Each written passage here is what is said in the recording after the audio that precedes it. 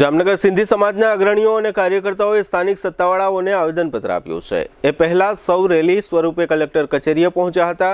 થોડા સમય અગાઉ એક શખ્સે સિંધી સમાજના ઇષ્ટદેવ શ્રી ઝૂલેલાલ સંદર્ભે સોશિયલ મીડિયા પર અયોગ્ય ટિપ્પણી કરી હતી।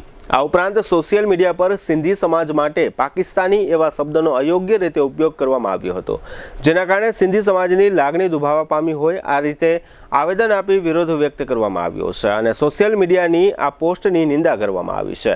સિંધી સમાજના આ કાર્યક્રમમાં સમાજના ચેરમેન અને રાજ્યના પૂર્વ મંત્રી પરમાનંદ ખટ્ટર તથા સિંધી સમાજના પ્રમુખ ઘનશ્યામદાસ ગંગવાણી સહિતના અગ્રણીઓ અને જ્ઞાતિજનો ઉપસ્થિત રહ્યા હતા।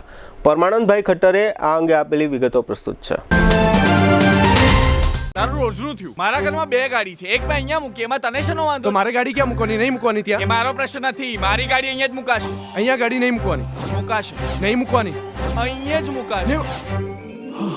શું થયું?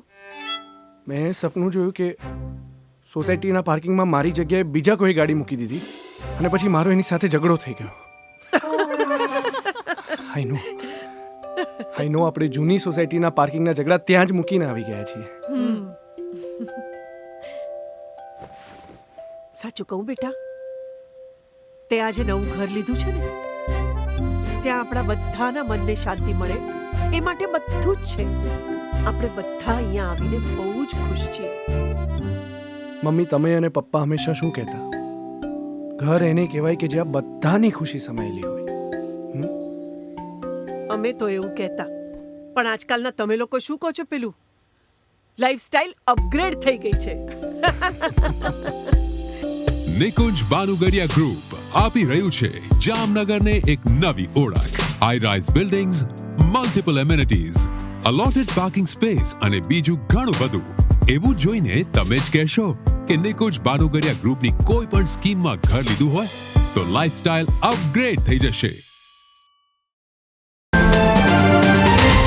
અમારા સિંધી સમાજના ઇષ્ટદેવ સાईं झूलेलालની વિરુદ્ધમાં અભદ્ર ભાષાનો ઉપયોગ એક અમિત બધેલ કરીને વ્યક્તિ છે એને કર્યો હતો। એની સિવાય પણ સિંધી સમાજ પાકિસ્તાની સિંધી સમાજ તરીકે પણ એને ઉપયોગ કર્યો હતો। આખા સિંધી સમાજ, આખા ભારતના અને વિશ્વના સિંધી સમાજે આને વખોડી કાઢ્યું છે અને અમે એની નિંદા કરીએ છીએ।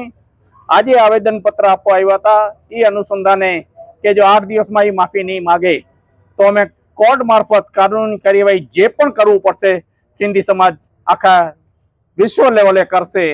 એનું આવેદનપત્ર અમે અહીં આપ્યું છે। એ આવેદનપત્ર અમે રાષ્ટ્રપતિ સુધી, પ્રાઇમ મિનિસ્ટર સુધી, હોમ મિનિસ્ટર સુધી, છત્તીસગઢના મુખ્યમંત્રીને અમે કોપી પાઠવી છે। એ અનુસંધાને અમે કલેક્ટરને આવેદનપત્ર આપવા આવ્યા હતા।